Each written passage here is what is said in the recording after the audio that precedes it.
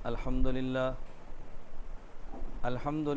नहमदुहु व नस्तईनुहु व नस्तगफिरुहु व नु'मिनु बिही व नतवक्कलु अलैहि व नऊज़ु बिल्लाहि मिन शुरूरि अनफुसिना व मिन सय्यिआति अअमालिना मन यहदिहिल्लाहु फला मुज़िल्ल लहु व मन युज़लिल फला हादिय लहु वनशहदु अल्ला इलाहा इल्लल्लाहु वहदहु ला शरीका लहु वनशहदु अन्न सय्यिदना व मौलाना मुहम्मदन अब्दुहु व रसूलुहु अम्मा बअदु फ़अऊज़ु बिल्लाहि मिनश शैतानिर रजीम बिस्मिल्लाहिर रहमानिर रहीम या अय्युहल्लज़ीना आमनू कुतिबा अलैकुमुस्सियामु कमा कुतिबा अलल्लज़ीना मिन क़ब्लिकुम लअल्लकुम तत्तक़ून अल्लाहुम्मा सल्लि अला मुहम्मदिन व अला आलि मुहम्मद कमा सल्लैता अला इब्राहीम व अला आलि इब्राहीम इन्नका हमीदुम मजीद अल्लाहुम्मा बारिक अला मुहम्मदिन व अला आलि मुहम्मद कमा बारकता अला इब्राहीम व अला आलि इब्राहीम इन्नका हमीदुम मजीद। अल्लाह रब्बुल इज़्ज़त ने दुनिया भी बनाई है इंसान के लिए और आखिरत भी बनाई है इंसान के लिए। अल्लाह रब्बुल इज़्ज़त ने बहुत सारी वो नेमतें जो आखिरत में बंदे के लिए पैदा फरमाई, उसके कुछ नक्शे बनाए हैं दुनिया में कि जो जो नेमतें मैंने तुम्हें आखिरत में अता करनी है, सिर्फ़ उन नेमतों को समझने के लिए अल्लाह रब्बुल इज़्ज़त ने दुनिया में बंदे को नेमत अता फरमाई है। नाम इन दोनों नेमतों का एक होता है, लेकिन उनके जायके बिल्कुल जुदा जुदा और अलग अलग हैं। पानी इंसान दुनिया में पीता है, पानी जन्नत में भी पीगा। नाम दोनों का पानी है, जायके में बहुत बड़ा फ़र्क है। दूध इंसान दुनिया में पीता है, जन्नत में भी पिएगा। नाम दोनों का दूध है, जायके में बहुत फ़र्क है। शहद दुनिया में भी खाता है, जन्नत के अंदर भी इस्तेमाल करेगा। नाम दोनों का शहद है, जायके में बहुत बड़ा फ़र्क है।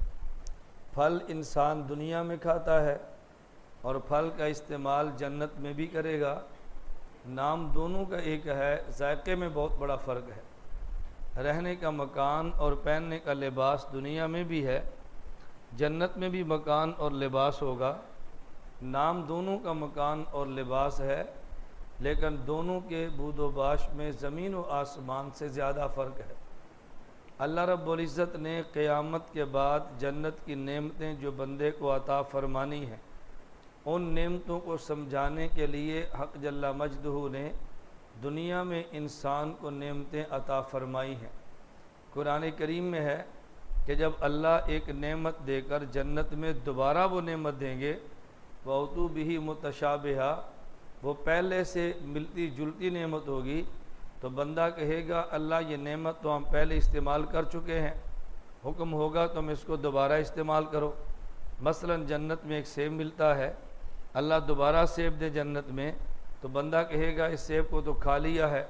हुक्म होगा कि देखने में वो भी सेब और ये भी सेब, लेकिन दोनों के जायके और टेस्ट में बहुत फ़र्क है, तुम इस्तेमाल करके तो देखो। ये जन्नत की नेमतें जो दोबारा मिलें, उनमें भी फ़र्क है। तो जन्नत और दुनिया की नेमतों में ज़मीन व आसमान का फ़र्क है। अल्लाह रब्बुल इज़्ज़त इंसान को दुनिया में भी बेहतरीन नेमतें अता फ़रमाना चाहते हैं और आखिरत में भी बेहतरीन नेमतें अता फ़रमाना चाहते हैं। फ़र्क ये है कि दुनिया में इंसान को बहुत सारी नेमतें मिलती हैं जो इंसान के मुक़द्दर में लिख दी गई हैं, और आखिरत में इंसान को नेमतें मिलेगी। जिस कदर इंसान दुनिया में मेहनत करेगा, अल्लाह उसके मुताबिक इसको मेहनत का फल और समरा अता फ़रमाएंगे। दुनिया को दारुल अमल कहते हैं और आखिरत को दारुल जज़ा कहते हैं। दुनिया में इंसान काम करता है और आखिरत में काम का सिला और बदला मिलेगा। दुनिया में इंसान अमल अपनी हैसियत के मुताबिक करता है और क़यामत के दिन अल्लाह जज़ा और बदला अपनी शान के मुताबिक अता फरमाएंगे। चूँकि बंदे की हैसियत बिल्कुल महदूद है, बंदे का अमल भी महदूद है, अल्लाह की शान गैर महदूद है, तो अल्लाह की तरफ से दिए जाने वाला अजर भी गैर महदूद है। इसलिए अल्लाह रब्बुल इज़्ज़त इंसान को जन्नत वो अता फरमाएंगे कि जिसका इंसान दुनिया में सोच भी नहीं सकता। हदीस मुबारक में है, वला उज़ुन समिअत, न उसको किसी कान ने सुना है, वला ऐनुन रअत, न किसी आँख ने देखा है, वला ख़तर अला क़ल्ब बशर, और न ही किसी बशर के दिल पे वो खटकी और तसव्वुर आया है। अल्लाह इस कदर नेमतें अता फरमाएंगे। लेकिन दुनिया दारुल अमल और आखिरत दारुल जज़ा है। कोई इंसान दुनिया में अमल न करे और फिर ये तवक्को रखे कि मुझे आखिरत में इनामात मिलेंगे, अल्लाह अपने करम से अता फरमा दे, अपने फ़ज़ल से अता फरमा दे, तो बंदे को इनकार नहीं है। लेकिन नबी करीम सल्लल्लाहु अलैहि वसल्लम ने जो ज़ाब्ता और फ़ैसला अता फरमाया, हज़ूर अकरम सल्लल्लाहु अलैहि वसल्लम ने फरमाया, अल-कय्यिस मन दान नफ्सहु व अमिल लिमा बादल मौत वल आजिज़ मन अतबा नफ्सहु हवाहा व तमन्ना अल्लाह। अक्लमंद इंसान वो है जो दुनिया में अपने नफ्स को अपना ग़ुलाम बना के रखे और मौत के बाद की ज़िंदगी के लिए आमाल करे। और बेवकूफ़ इंसान वो है जो दुनिया में अपने नफ्स और ख्वाहिशात की पैरवी करे और क़यामत के बाद के लिए अल्लाह पर तमन्ना करता रहे कि जब मरेंगे तो देखा जाएगा, अल्लाह बेहतरी मामला फरमाएंगे और मेहनत न करे।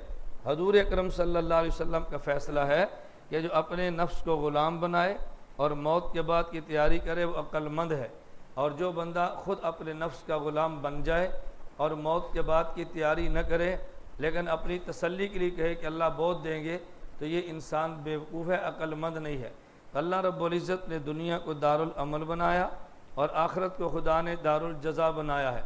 लेकिन दुनिया में जो अमल करने हैं, कौन सा अमल किस वक्त पे करना है और कौन सा अमल किस मकाम पे करना है, अल्लाह रब्बुल इज़्ज़त मकाम और ज़मान के एतबार से अहकाम अता फरमाते हैं।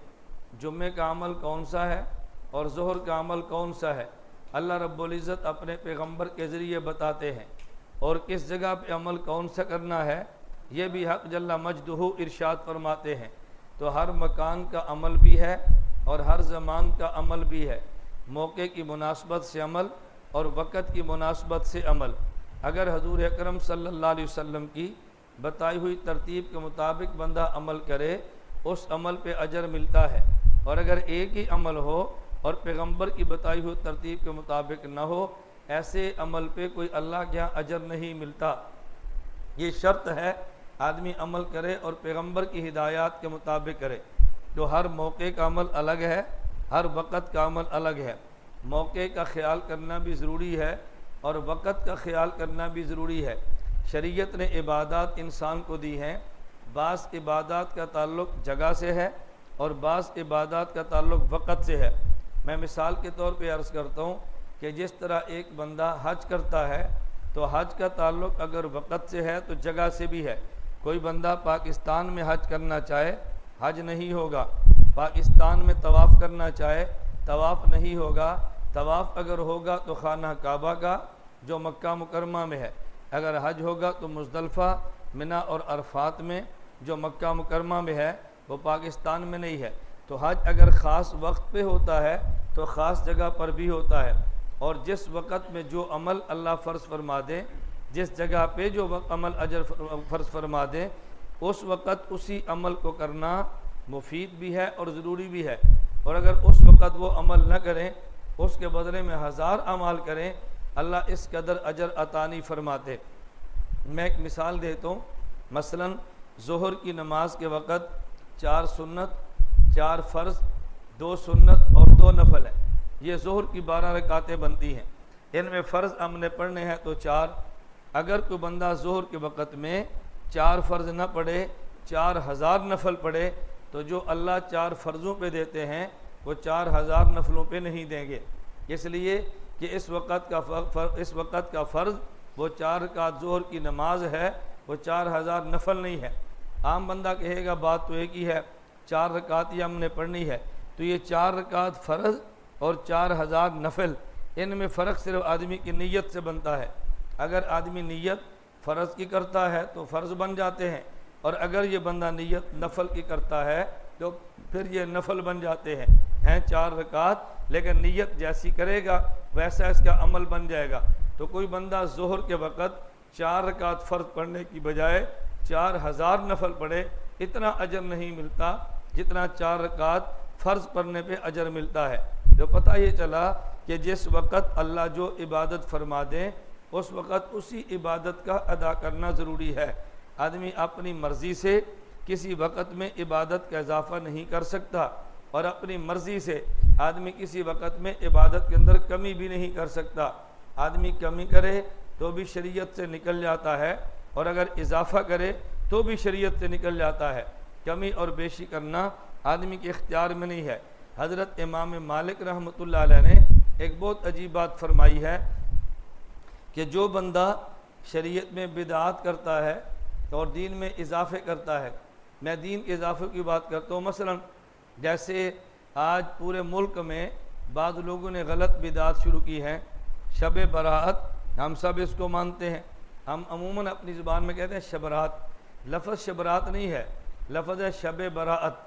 शब का माना रात है और बरात का माना बरी हो जाना। शब ये फ़ारसी ज़बान का लफ्ज़ है और बरात अरबी ज़बान का लफ्ज़ है। इन दोनों को मिलाया है तो उर्दू ज़ुबान का लफ्ज़ शब बरात बना है। उर्दू का अपना कोई वजूद नहीं है, उर्दू कई ज़बानों का मजमूआ है। कोई लफ्ज़ इसमें हिंदी ज़बान के हैं, कोई इसमें फ़ारसी के हैं, कोई इसमें संस्कृत के हैं, और कोई इसमें अब अंग्रेज़ी के मिले हैं।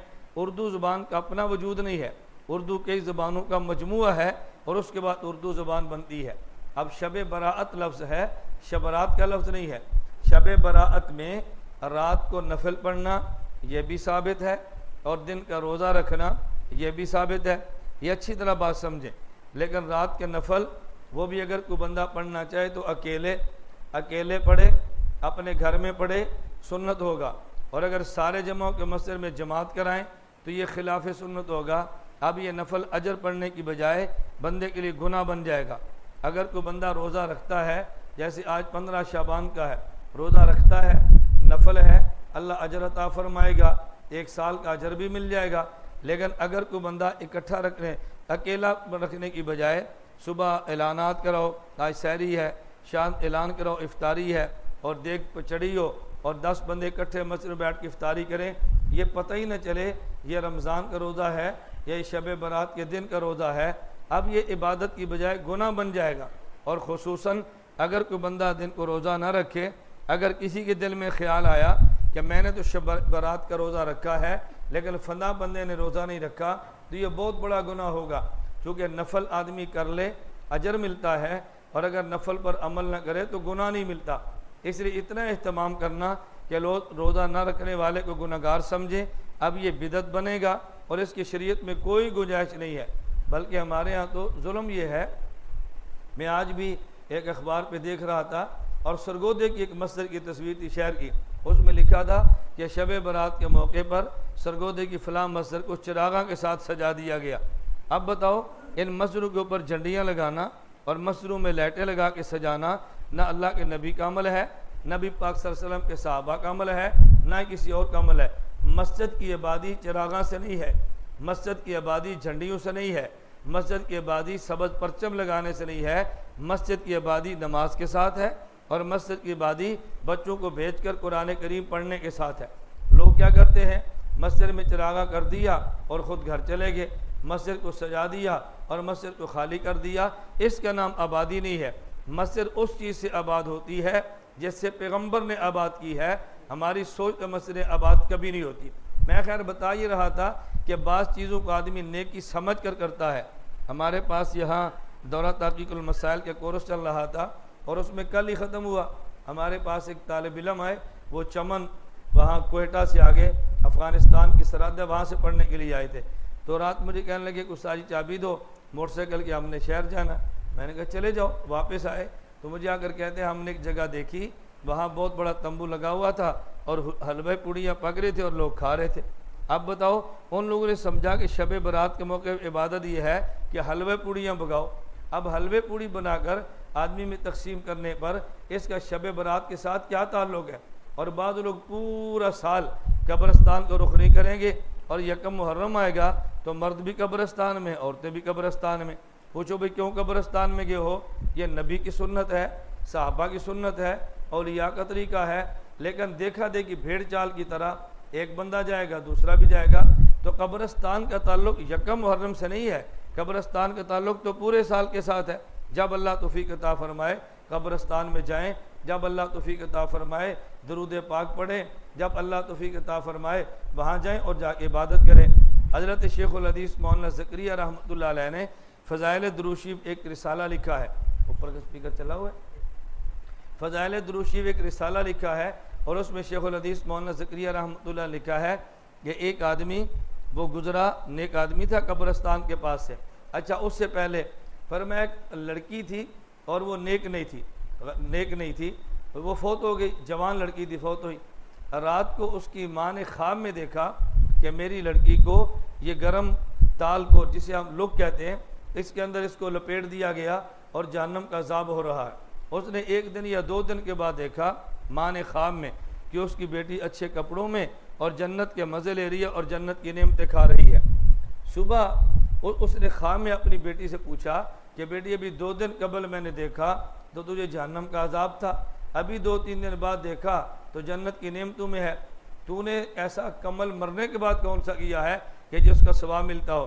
कहते उसकी बेटी ने माँ को कहा कि हमारे कब्रिस्तान के पास से एक नेक आदमी गुजरा, उसने 20 मरतबा दरूद पाक पढ़ा और उसने ये कहा अल्लाह मेरा 20 मरतबा दरूद शरीफ पढ़ने का सारा अजर इस कब्रिस्तान वालों को दे दे। अल्लाह ने 20 मरतबा दरूद पाक पढ़ने की वजह से उस कब्रिस्तान के सारे मुर्दों के गुनाह माफ़ कर दिए। अब इस पर इतना अजर मिलता है, लेकिन इसका ताल्लुक किसके साथ है? इखलास के साथ। और हमारे यहाँ इबादत का मतलब ये होता है पहले देग चावल की बनाएं, फिर 4-5 बंदे घर में कुरान पढ़ने के लिए बनाएं, 5-10 औरतें जमा करने के लिए बनाएं और पूरे मोहल्ले को पता चले कि फ़लाँ जगह पे कुरान पढ़ा जाता है, फ़लाँ कुरान खानी होती है और फ़लाँ जगह पे देग चढ़ी है। इसमें रियाकारी तो हो सकती है, इखलास नहीं है, दिखावा तो हो सकता है, इस पर अजर और सवाब नहीं है। आप अजर और सवाब चाहते हैं, मस्जिद आपके सामने मौजूद है, अब यह मस्जिद से बाहर निकलें और 2 रुपये गले के अंदर डाल दें और नियत करें अल्लाह इसका अजर सवाब मेरी अम्मी या मेरे अब्बू को दे दे। वो बगैर कहने कि इंशाअल्लाह पहुँच जाएगा। मस्जिद में आवाज़ लगती है भाई मस्जिद का बिल चाहिए, ऐलान की नियत ना करो, बच्चे को कह दो भी जाकर ये 100 रुपया 500 दे दो और उसे को भी मेरा नाम न ले। और ऐलान भी क्यों कर दे? इसलिए कि हमारे एक रिवाज है जब एक आदमी दे तो दूसरे को शौक होता है, लेकिन नाम लिए बगैर कह दो भी फला किसी आदमी के घर से 100 रुपया आ गया या 200 रुपया आया और आप नियत करें हम 200 रुपया मस्जिद के बिल में देंगे, अल्लाह उसके बदले में अब्बू और अम्मी और वालिदैन की कब्र को रोशन फरमा देंगे, कब्र की तारीखें ख़त्म हो जाएगी। लेकिन मैं जो बात समझा रहा हूँ सदका देना अजर और सवाब है, हम बिल्कुल सवाब के भी कायल हैं, इसाले सवाब के भी कायल हैं। जो आदमी सवाब को न माने वो भी आलो सुन्नत नहीं है और जो इसाले सवाब को न माने वो भी आलो सुन्नत नहीं है। लेकिन इसाले सवाब ऐसे करें जैसे नबी करीम सल्लल्लाहु अलैहि वसल्लम ने तरीका बतलाया है, नबी पाक सल्लम के सहाबा ने तरीका बतलाया।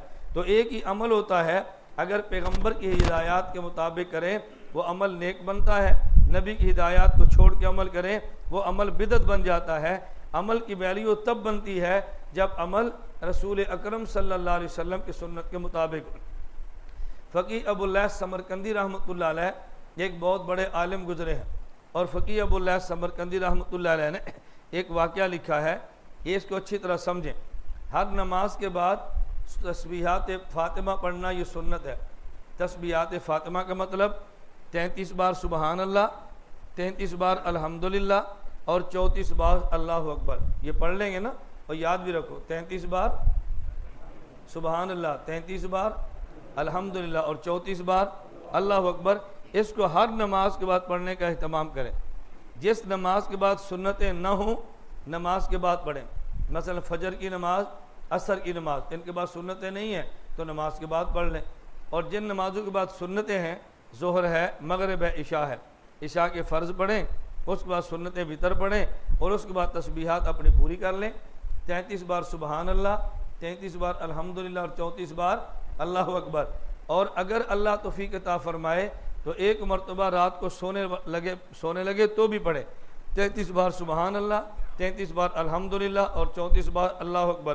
बताओ अगर 5 नमाजों के बाद भी पढ़ें और सोते वक़्त भी पढ़ें तो कुल कितनी तस्बीहात बनेगी? 600। कितनी बनेगी? 600। 100 मरतबा एक नमाज के बाद, 100 मरतबा दूसरी, 100 मरतबा तीसरी, 100 मरतबा चौथी, 100 मरतबा पाँचवीं, और इस सोते वक़्त पढ़ेंगे तो कुल कितने हो जाएंगे? 600। अच्छा, 600 मरतबा पढ़ने पे अल्लाह पाक देते क्या हैं? कुरान करीम में है मन जा अबिल हसनति फलो अशरु अमसालिहा। जब इंसान नेक अमल करता है अल्लाह उस नेक अमल को 10 गुना बढ़ाकर सवाब देते हैं। अल्लाह नेक अमल को 10 गुना बढ़ाते हैं। 600 को 10 से ज़रब दो तो कितने बनते हैं? 6000।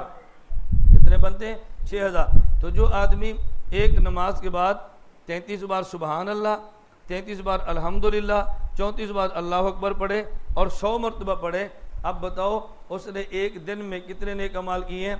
6000 नेक अमाल। अब बताओ कोई बंदा 6000 गुनाह तो नहीं करता ना, लेकिन 6000 नेकियां करनी बहुत आसान है। क़यामत अल्लाह के दरबार में आएगा, गुनाह थोड़े होंगे, नेकियां ज़्यादा होंगी, अल्लाह इस बंदे को बख्श देंगे।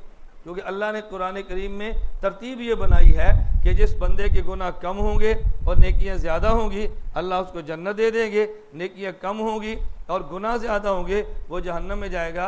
और जिसके गुनाह और नेकियां दोनों बराबर होंगे, जन्नत और जहन्नम के दरमियान एक बहुत चौड़ी दीवार है जिसका नाम है आराफ। जिसका नाम क्या है? आराफ। और हैरान कुन बात यह है कि बाद लोग अपनी लड़कियों के नाम रखते हैं आराफ। अच्छा, पूछा भी आराफ नाम क्यों रखा है? कहते हैं कुरान करीम में है। हमने कहा ये तो देखो कुरान करीम में जो आराफ लिखा है इसका मतलब क्या है? आराफ का माना ना जहन्नम और ना ही जन्नत, दोनों के दरमियान दीवार, तो उसका नाम आराफ है। तो नाम क्या रख दिया? नाम रखा आराफ। मैं इस पर तनकीद नहीं करता, लेकिन बात बातें समझाने के लिए कहता हूँ। एक जगह पे मैं गया तो जब छोटी बच्ची होती है तो मैंने कहा इसका नाम क्या रखा है? कहते हैं सिदरा। मैंने कहा सिदरा का माना क्या है? कहते हैं मैनू तो नहीं पता। मैं कहा सिदरा का माना बेरी। सिदरा का माना क्या है? बेरी। तो मैंने कहा जब बेरी पे तो कंडे होते हैं ना, ये जो बड़ी होकर जब कांटे बिछाएगी फिर आपने कहना जी मौलवी साहब हूँ की करिए, असी कहना नाम बदल दो, तुम कहना हूँ क्यों बदली, पूरे खानदान को पता लग गया हूँ तो बदल नहीं सकते, तो रखने लगे यहाँ पूछ लो। जब बच्चा बच्ची पैदा हो हमसे कोई नाम नहीं पूछता। अच्छा पूछेगा क्या? ये दसो फलाने नाम का मैना की बनता है। मैं किसी बंदे को नाम का माना नहीं बताता। हमें लोग फ़ोन करके पूछते हैं कि मौलाना साहब ये नाम है, इसका माना क्या है? मैं कह भाई ये माना नाम क्यों? चाचे आख्या ए ना रख लो, यदि फूफी आख्या ए ना रख लो। मैं कह जिस फूफी ना दसे उस फूफी को मैं ना पूछ, ना फूफी दसे तो मैं दसा। तुसी मैंने कहा भाई ना ही साढ़े को पूछ लो कि जी मौलाना साहब दसो बेटी या बेटा पैदा हो इसका नाम क्या रखें, नाम पूछ लो। नाम नहीं पूछेंगे, नाम मामी को पूछ लें, मैंने साढ़े को पूछ लें। मैंने कहा यार मैं बात इसलिए समझाता हूँ कि नाम का आदमी की ज़ात पे असर पड़ता है। सबसे बेहतरीन नाम अब्दुल्ला है। सबसे बेहतरीन नाम क्या है? अब्दुल्ला। और उसके बाद नाम क्या है? अब्दुर्रहमान। अब वजह अब्दुल्ला नाम रखोगे अल्लाह का बंदा बनेगा, अब्दुर्रहमान रखोगे अल्लाह का बंदा बनेगा। इस नीयत से रखो अल्लाह इसको अपना बंदा बना दे, नीयत से रखो अल्लाह इसकी नीयत का असर उसके ऊपर डाल देंगे। तो अमूमन हमारे मिजाज ये है कि नाम ऐसा रखो जो पूरे ख़ानदान में किसी का नहीं है, ना इंज दिया रखो पूरे पिंड किसी का ना होवे। मैं क्या काम इंज दा करेगा पूरे ख़ानदान किसी नहीं किया। नवा ना रखोगे नवा काम करेगा, फिर बाद रोना जी हूँ की करिए। मैं इसलिए बार बार गुजारिश करता हूँ अल्लाह में बात समझने की तौफीक अता फरमाए। इस नेमत की आप कदर क्यों नहीं करते? हमें समझ नहीं आती। यानी पूरी दुनिया आती है यहाँ से पढ़ने के लिए और आप नाम तक पूछना गवारा नहीं करते भाई औलाद का नाम क्या रखें। अल्लाह हम सबको बात समझने की तौफीक अता फरमाए। मैं तरगीब इसलिए नहीं देता कि आप हमसे ज़रूर पूछें, इसलिए तरगीब देते हैं कि कल क़यामत को अल्लाह को कह ना सकें कि या अल्लाह से मसला पूछना सी सानू दसण वाला कोई नहीं थी। अल्लाह में मसाइल पूछने की भी तौफीक अता फरमाए और मसाइल पर अमल करने की भी तौफीक अता फरमाए। मैं खैर जो बात समझा उसको अच्छी तरह समझें। मैं ये कह रहा था अगर आदमी 600 मरतबा तस्बीहात पढ़े तो इसको अजर मिलता है 6000 नेक अमाल का। अब 6000 अमाल दिन में कौन करता होगा? गुनाह कोई नहीं करता, लेकिन 6000 नेकियां मिल गई। आप यहाँ से बाज़ार जाएं, अभी जुम्मे की नमाज़ पढ़ेंगे, जुम्मे की नमाज के बाद बाज़ार से गुजरना है ना, बाज़ार में जाएं और चौथा कलमा एक मरतबा पढ़ लें। चौथा कलमा कितनी मरतबा? एक मरतबा। ला इलाहा इल्लल्लाह वहदहु ला शरीका लह लहुल मुल्क व लहुल हम्दु युहयी व युमीत व हुव्वल ला यमूत बियदिल खैर व हुवा अला कुल्लि शैइन कदीर। अब चौथा कलमा एक मरतबा पढ़ लें, नेकियां कितनी हैं? 10 लाख। कितनी नेकियां? 10 लाख नेकियां एक मरतबा एक कलमा पढ़ने पे। अब 10 लाख नेकियां बंदा पूरी ज़िंदगी में भी नहीं कर सकता, एक कलमा पढ़े। नबी पाक का इरशाद है अल्लाह 10 लाख नेकियां अता फरमाते हैं। क्यों? अल्लाह ने देनी है ना। अल्लाह हर बंदे को 10 करोड़ भी दे तो अल्लाह के ख़जाने में तो कोई कमी नहीं है, अल्लाह को क्या फ़र्क पड़ता है। मैं जो बात समझाने लगा था वो समझना, एक ही अमल है, अगर वो सुन्नत के मुताबिक करें तो अजर मिलता है, सुन्नत के मुताबिक न करें तो अजर नहीं मिलता। बात समझना। हज़रत अबू फ़क़ीह अबुल समरकंदी रहमतुल्लाह अलैह लिखते हैं, एक आदमी नमाज के बाद 100 बार सुबहान अल्लाह पढ़ता, 100 बार अल्हम्दुलिल्लाह पढ़ता और 100 बार अल्लाह अकबर पढ़ता। बताओ सुन्नत क्या है? दसो भाई सुन्नत की है 33 बार सुबहान अल्लाह, 33 बार ये अल्हम्दुलिल्लाह और 34 बार।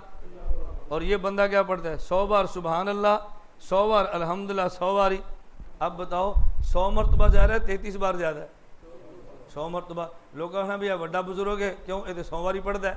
ये बंदा निका बुजुर्ग है, 33 बारी पढ़ता है। फ़क़ीह अबुल समरकंदी फरमाते हैं वो 100 मरतबा पढ़ता और उसका ज़हन ये था कि मैं ज़्यादा पढ़ता हूँ मुझे सवाब ज़्यादा मिलेगा। अच्छा, वो उस बंदे ने ख़्वाब में देखा या किसी ने ख्वाब में देखा कि क़यामत का दिन है, अल्लाह पाक अमाल पे अजर दे रहे हैं, और ये बंदा भी आया, अल्लाह अजर देने लगे तस्बीहात फ़ातिमा का। तस्बीहात, इन तस्बीहात को तस्बीहात फ़ातिमा क्यों कहते हैं? हज़रत अली रज़ी अल्लाह अन्हु की बीवी फ़ातिमा तो ज़हरा नबी पाक सल्लम की बेटी है। हज़रत अली के घर में थी और घर का काम खुद करती। घर के काम करने की वजह से उनके हाथों में निशान पड़ गए। तो उन्हें अली रज़ी अल्लाह अन्हु से कई बार कहा कोई ग़ुलाम ला दो, कोई बांदी ला दो, हमारे घर का काम करे। किसी जगह जिहाद था, जिहाद के अंदर ग़ुलाम और बांदियाँ हजूर के पास आ गए। अली रज़ी अल्लाह फरमाने लगे मैं नहीं कह सकता, हजूर तुम्हारे अबू हैं, जब अपने अबू से कह दो कि मुझे कोई ग़ुलाम और बांदी दे दो। हज़रत फ़ातिमा ज़हरा रज़ी अल्लाह अन्हा आई नबी पाक सल्लम के घर में, हजूर की बेटी थी और लाडली थी, जी चाहा कुछ मांगे लेकिन मांग ना सकी। अब खामोश थी, फिर चली गई। हजूर पाक सल्लम आए कि बेटी तुम कल आई थी मेरे पास, तो बताओ खैर तो थी? उन्होंने कहा हजूर देखे अबू जान ये काम कर करके मेरे हाथों का निशान पड़ गया है, और मैं आपकी खिदमत में गुजारिश करता हूँ जो बेटियों की जायज़ ख्वाहिश हो वो पूरा करना बाप की जिम्मेदारी में शामिल है। हम कभी बेटियों की जायज़ ख्वाहिश भी पूरी नहीं करते और ज़िद पे अड़ जाते हैं, जिसका नुकसान माँ को भी होता है, बाप को भी होता है और पूरे ख़ानदान को होता है। नाजायज़ ख्वाहिश कभी पूरी ना करें, और जायज़ ख्वाहिश को पूरा करना माँ और बाप दोनों की जिम्मेदारी में शामिल है। और हमें बहुत दुख होता है कि अभी लोग जायज़ ख्वाहिशात भी अपनी औलाद की पूरी करने के लिए तैयार नहीं होते। जायज़ ख्वाहिश अगर वालिदैन पूरी नहीं करेंगे तो फिर लड़कियां गुनाह करेंगी, और इन गुनाहों की वबाल सारे का सारा माँ और बाप के नाम अमाल में लिखा जाएगा। अल्लाह में ये बात समझने की तौफीक अता फरमाए। खैर, हज़रत ज़हरा से हजूर ने पूछा कि बेटी बताओ क्या मसला है? उन्होंने कहा अब्बा जी मैं काम कर कर के थक जाती हूँ, हाथों में निशान पड़ गए हैं, तो कोई ग़ुलाम बांदी हमें भी दे दे। हजूर पाक सल्लल्लाहु अलैहि वसल्लम फरमाने लगे ऐ मेरी बेटी फ़ातिमा, मैं तुझे ग़ुलाम और बानियों से बेहतर चीज़ ना दे दूँ? उन्होंने कहा जी बेहतर दे दे, पर मैं तो हर नमाज के बाद 33 बार सुबहान अल्लाह, 33 बार अल्हम्दुलिल्लाह, 34 बार अल्लाह अकबर पढ़ लिया कर, ये ग़ुलाम और बांदी से ज़्यादा बेहतर है। हज़रत ज़हरा ने उसको पढ़ना शुरू कर दिया। तो चूँकि ये तस्बीहात हज़रत फ़ातिमा की वजह से उम्मत को मिली हैं, इसलिए इनका नाम है तस्बीहात फ़ातिमा, हज़रत फ़ातिमा वाली तस्बीहात। खैर वो बुज़ुर्ग फौत हुए या ज़िंदा थे, उनने ख्वाब में देखा क़यामत का दिन है, अल्लाह अमाल का अजर तकसीम कर रहे थे। तो ये बुज़ुर्ग भी आके खड़े हो गए। बुज़ुर्ग से मुराद ये नहीं कि बहुत बड़े आलिम थे, बुज़ुर्ग से मुराद जैसे मस्जिद में नेक आदमी और बूढ़े आदमी इबादत बहुत करते हैं। तो अल्लाह रब्बुल इज़्ज़त के दरबार में आए और तस्बीहात फ़ातिमा का अजर मिल रहा था। जब ये करीब आए तो इन्हें फरमाया भी तुम्हें अजर नहीं मिलेगा, तुम साइड पे खड़े हो जाओ। उन्होंने कहा क्यों अल्लाह मियाँ, मैं तो हर नमाज के बाद पढ़ता था। फरमाया तुम नमाज के बाद क्या पढ़ते थे? उन्होंने कहा जी सुबहान अल्लाह, अल्हम्दुलिल्लाह, अल्लाह अकबर। पूछा कितनी बार पढ़ते थे? उसने कहा जी 100 बार सुबहान अल्लाह, 100 बार 100 बार सुबहान अल्लाह, 100 बार अल्हम्दुलिल्लाह, 100 बार अल्लाह अकबर। तो अल्लाह पाक ने पूछा बताओ मेरे नबी ने क्या बताया था, कितनी बार पढ़ो? कहा जी 33 बार सुबहान अल्लाह, 33 बार अल्हम्दुलिल्लाह, 34 बार अल्लाह अकबर। फरमाया तुमने जो तस्बीहात पढ़ी हैं ये मेरे नबी वाली नहीं है, ये तुम्हारी है। मैं उनको सवाब दे रहा हूँ जिसने मेरे पैगम्बर की हिदायत पे अमल किया। मेरा नबी 33 बार पढ़ता है, तू 100 बार क्यों पढ़ता है? तो जो मेरे नबी ने बताया उस पर अमल करना। अब बताओ, अभी जुम्मे की नमाज होगी, हमने कितनी रकातें पढ़नी है? 2 पढ़नी है ना। और अगर मैं 4 पढ़ा दूँ तो फिर तो सारे बोल रहे हैं मौलवी साहब नमाज नहीं हुई, नमाज दोबारा पढ़ो। मैं पूछूं भी मैंने क्या जुर्म किया है? 2 रकात ज़्यादा पढ़ा दी है, कुरान पढ़ा है, रुकू किया, किरात की है। आप सब ने कहना है सारी गल्लां ठीक ने, पर जुम्मे के दिन 2 रकात हजूर ने पढ़ी है, 4 नबी ने नहीं पढ़ी। हम तुमसे 2 नहीं लेंगे, 4 नहीं लेंगे, हमने 2 ही लेनी है। हर बंदा कहेगा। अच्छा, अजीब बात यह है इस पर सारे बंदे कायम और दायम है। आप अजान पढ़ें, अल्लाह का बड़ा शुक्र है, अल्लाह का बड़ा शुक्र है हमारी सारी मस्जिदों में अजान सुन्नत के मुताबिक होती है। आप कई और मस्जिदों में चले जाएं, अजान देंगे और अजान से पहले अस्सलातु वस्सलामु अलैका या रसूल अल्लाह, अजान के बाद फिर पढ़ेंगे अस्सलातु वस्सलामु अलैका या रसूल अल्लाह। आप उनसे पढ़ो, पूछो भाई आप अजान से पहले और अजान के बाद सलात क्यों पढ़ते हैं? तो लोग आपसे कहेंगे तू दरूद दा मुनकर है, तेनों हजूर नाल प्यार नहीं, हजूर दा मुनकर है। आप कहना मैं दरूद का मुनकर तो नहीं हो, तो फिर तू रोकना क्यों है? आप उनसे पूछो हजरत बिलाल नबी पाक सल्लम के बड़े आशिक थे या नबी का तू बड़ा आशिक है? हज़रत बिलाल रज़ी अल्लाह ताला अन्हु मक्के की गर्म ज़मीन पे लेटते और ग़ुलाम थे, हबशे के रहने वाले थे, कोई उनकी कीमत नहीं थी। और मक्के के बड़े बड़े सरदार उनको तपती रेत पे लिटा देते और कहते बिलाल हजूर का छात छोड़ दो। बिलाल कहते अहद अहद अहद, अल्लाह एक है, मैं अपनी जान तो दे सकता हूँ, मैं अपने नबी को नहीं छोड़ सकता। हज़रत बिलाल रज़ी अल्लाह ताला अन्हु हजूर मेराज पे गए हैं तो चौथे आसमान पे थे, नबी पाक सल्लम ने या जन्नत में थे और पाँव जूतों की आवाज़ कोई आई और फरिश्ते से पूछा ये किसके जूते की आवाज़ है? या बंदा तो कोई नज़र नहीं आ रहा, आवाज़ किसके जूते की है? उन्होंने कहा जी बिलाल चलते ज़मीन पर हैं और जूतों की आवाज़ आसमान पर आ रही है। या तो बिलाल इतने बड़े आदमी थे। अब पूछो भाई तू बड़ा आशिक है बिलाल? कहेंगे हज़रत बिलाल जो अजान देते थे तो अजान से पहले सलात पढ़ते थे। कहते हैं जी नहीं, तू क्यों पढ़ता है? कहते जी की अर्ज है, चलो की अर्ज है। अब बताओ जुम्मे के दिन कितनी रकातें हैं फ़र्ज? बोलो ना कितनी है? और मैं 4 पढ़ा दूँ तो की अर्ज है? तो सारा कहना ना ये नहीं होती। यहाँ अब इस पर सारे मुफ्ती बड़े नहीं होती। मैं तुम्हें कहूँ भाई तुम गुस्ताख हो, अलियाज़ु बिल्लाह बेईमान हो, नमाज नहीं मानते। आप सब ने कहना नहीं नहीं हम नमाज मानते हैं लेकिन नबी वाले मानते हैं। मौलवी साहब तुम्हारी नमाज नहीं मानते। हम भी ये कहते हैं अजान नबी वाली मानते हैं, जो नबी की अजान नहीं वो नहीं मानते। अजान कौन सी मानते हैं? नबी पाक। ये मसले समझा करो। आप हज़रात जाते हो और कभी अल्लाह का बड़ा शुक्र है हमारे यहाँ नमाज जनाजा बिल्कुल सुन्नत के मुताबिक होता है। आप किसी और गांव में जाओ, जुम्मे की जनाजे की नमाज होगी और कभी भाई दुआ मांगो, सब शुरू हो जाएंगे। आप वहाँ बोला करो, आप क्यों नहीं बोलते? तुम्हारे पास इल्म है, दलाइल है, बोलो। उन्हें क्यों भाई नहीं नहीं जनाजे के बाद हम दुआ मांगते हैं लेकिन जनाजे के बाद नहीं, दफन के बाद। क्यों? नबी पाक सल्लल्लाहु अलैहि वसल्लम ने जनाजे के बाद दुआ नहीं मांगी, हजूर पाक ने दफन करने के बाद दुआ मांगी। तो दुआ कब मांगनी है? जनाजे के बाद या दफन के बाद? देखो हमने कोई दुआ का इनकार किया है? दुआ मानते हैं लेकिन दफन के बाद या जनाजे के फ़ौरन बाद? जनाजे के बाद नहीं, दफन करने के बाद। आप इन दलाइल को याद रखा करो। अच्छा एक बात ज़रा ज़हन में रख लो, अगर किसी बंदे को आपको दलील से समझाना पड़े, ज़रा मेरी दलील याद रखना। एक बंदा आपसे कहता है नहीं हम जो दुआ मांगते हैं ये जनाजे के फ़ौरन बाद सुन्नत है, आप उसे फ़ौरन कहना अच्छा भी जनाजे के बाद दुआ सुन्नत है? वो कहेगा सुन्नत है। आप उनसे कहो जी मेरा एक सवाल है। वो कहेगा जी बताओ क्या सवाल है? अब मुझे आप बताओ कि जब हम बैतुल खला में जाएं तो नबी दुआ मांगना सुन्नत है या नहीं? बैतुल खला में जाएं तो सुन्नत है ना। वो कौन सी दुआ है? अल्लाहुम्मा इन्नी औज़ु बिका मिनल खुब्सि वल खबाइस। अच्छा जब बैतुल खला से निकलें तो दुआ मांगना सुन्नत है कौन सी? अल्हम्दुलिल्लाहिल्लज़ी अज़हबा। देखो दुआ मौजूद है। अच्छा रात को सोने लगे तो दुआ मांगना सुन्नत है। अल्फाज क्या हैं? अल्लाहुम्मा बिस्मिका अमूतु व अहया। मैं आपसे कहता हूँ ना कभी कभी 3 दिन 10 दिन तबलीगी जमात में आप लगा लिया करो। घर में रहकर दुआएं याद करना मुश्किल होती हैं, आदमी जमात में जाकर आसानी से दुआएं याद कर लेता है। अच्छा खाना खाने लगो, बिस्मिल्लाह वाला बरकतिल्लाह। खाना खा लिया, अल्हम्दुलिल्लाहिल्लज़ी अतामना। मैं बता ये रहा हूँ कि जिस मौके पर दुआ मांगनी सुन्नत हो तो हजूर लफ्ज़ देते हैं या नहीं?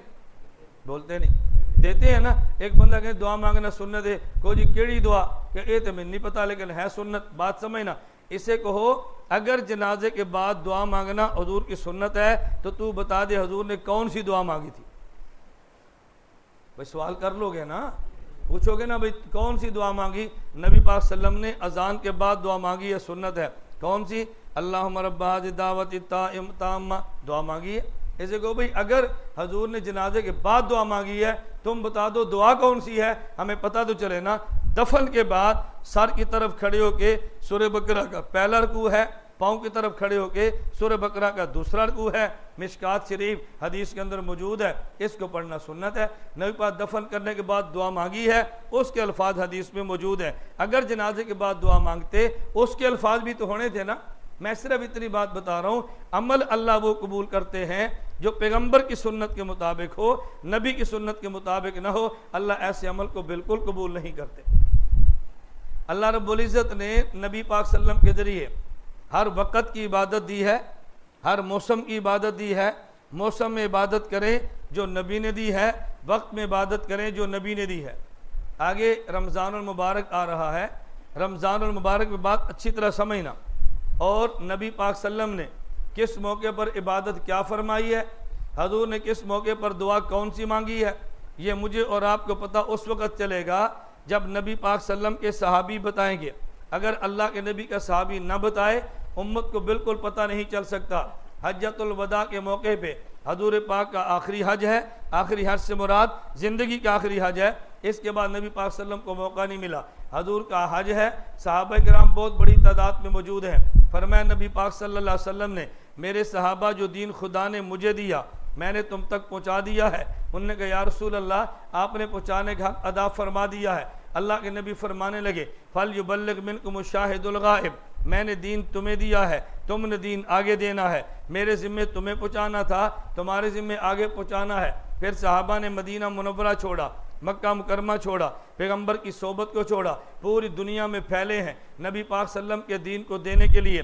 नबी ने रोज़ा कैसा रखा यह नबी का सहाबी बताएगा। नबी ने तरावी कैसे पढ़ी नबी का सहाबी बताएगा। नबी ने हज कैसे किया पैगंबर का सहाबी बताएगा। नबी ने जनाजा कैसे पढ़ा ये पैगंबर का सहाबी बताएगा।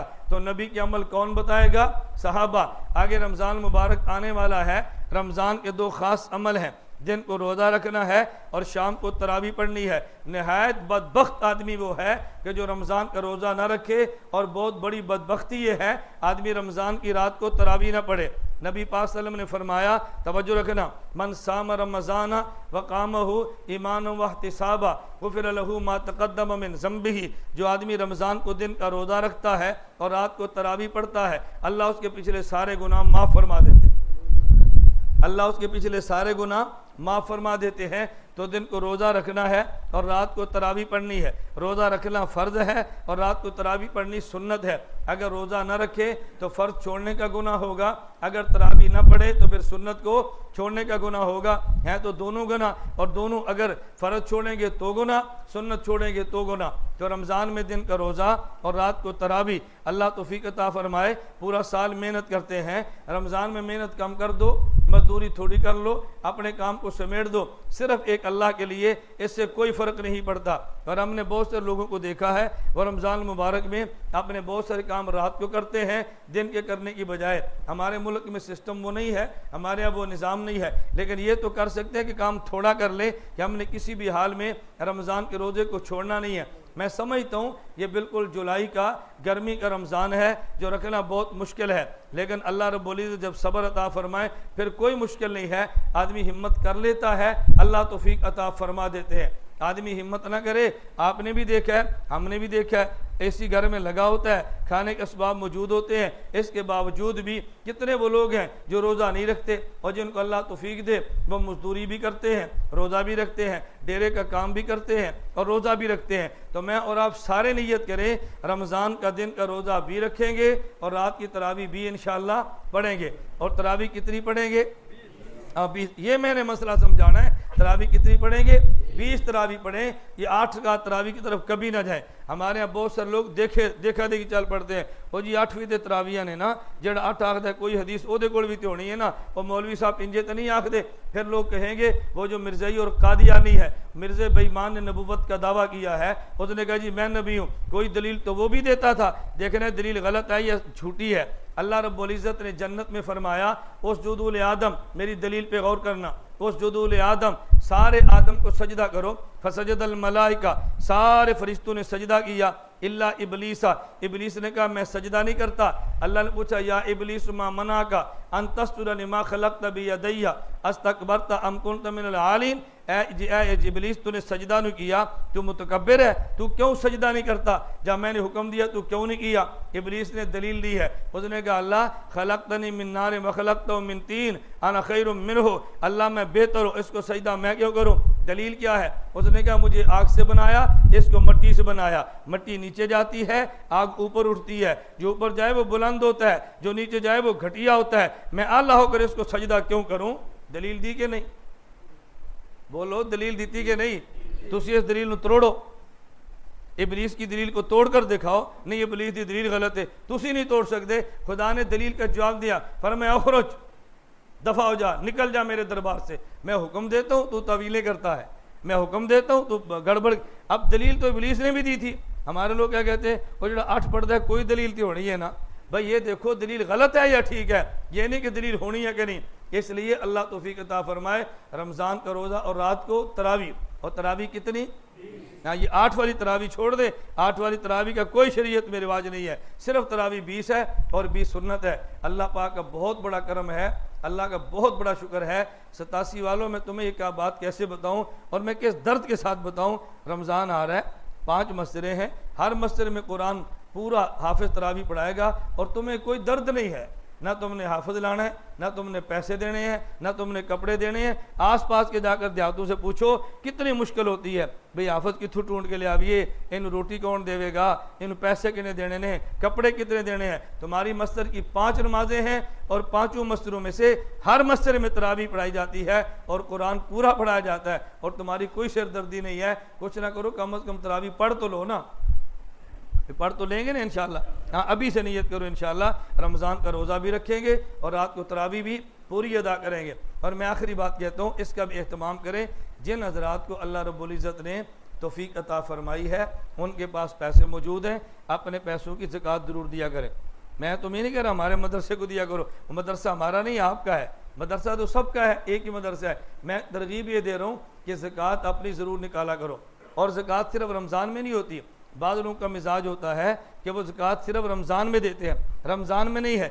जिस महीने आपके पास इतनी दौलत आई जिस पे ज़कात फ़र्ज है, आइंदा उसी महीने आपने ज़कात देनी है और जनवरी फरवरी के हिसाब से नहीं, मुहर्रम के हिसाब से, अरबी महीनों के हिसाब से। तो जिसके पास पैसे मौजूद हों वो ज़कात का अहतमाम करें। लाउड स्पीकर पे घरों पे हमारी माएँ और बहनें बात सुनती हैं, वो इस बात को अच्छी तरह समझें। जो औरत जेवर पहनती है उसने जेवर में ज़कात भी देनी है, और जो जेवर में ज़कात नहीं दे सकती वो जेवर पहनना छोड़ दे। क़यामत के दिन इस जहन्नम को बर्दाश्त करना बड़ा मुश्किल होगा। जेवर की ज़कात हमारे यहाँ क्या है, जेवर औरतें खुद पहनती हैं और कहती हैं ज़कात खामिद से तुम दो।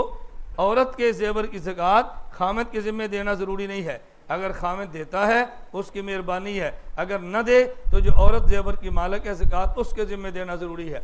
तो जेवर मौजूद होता है, हज फ़र्ज हो जाता है लेकिन नहीं करती, जेवर मौजूद होता है और उसके साथ आदमी के ऊपर ज़कात फ़र्ज हो जाती है लेकिन हम ज़कात नहीं देते। अल्लाह हम सबको तौफीक अता फरमाए। रमज़ान मुबारक आ रहा है, अभी से नियत करें, हम दिन को रोज़े भी रखेंगे और रात को तरावी भी, बोलो ना भाई तरावी भी, 20 तरावी, तवज्जो रखिए कितनी तरावी पढ़ेंगे? आप 20। ये 8 वाला काम बिल्कुल ख़त्म कर दो। और अगर किसी जगह मेहमान बन के जाओ और वहाँ को मौलवी 8 पढ़ाने की कोशिश भी करे, अपने मसलक पर पक्के रहा करो, मसलक कच्चा ना रखा करो। मैं कभी हैरान होता हूँ, पूरी दुनिया के लोग ये मसले आपसे पढ़ कर जाते हैं, तो कम अज़ कम आपको तो मसलों को पता होना चाहिए। बाहर के लोग मसले पढ़ते रहे और गाँव वालों के पास ना मसला हो ना दलील हो। तरावी 20 पढ़े, रमज़ान मुबारक में ज़कात का अहतमाम करें।